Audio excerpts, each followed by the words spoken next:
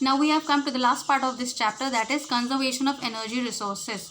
So why we should conserve energy resources? Energy is a basic requirement for economic development. We know that economic development is based on energy resources. So consumption of energy is in all forms has been steadily increasing. So we are using these energy resources continuously. So India is presently one of the least energy efficient country in the world. We are not efficiently using energy resources properly.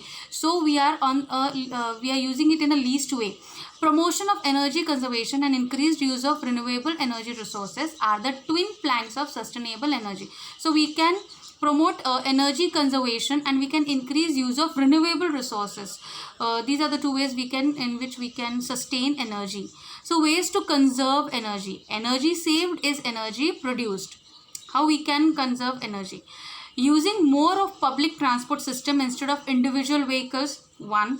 Switching off electrical devices when not in use and using power saving devices.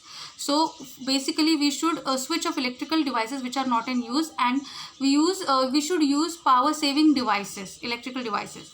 So using non-conventional sources of energy such as solar, wind, etc. We should move towards more usage of solar energy and wind energy and other non-conventional forms of energy.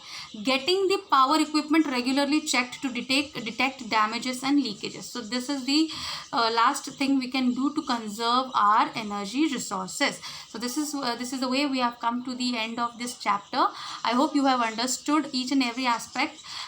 Please go through the videos again and again, read the chapter and go through the refreshers for more notes. Thank you.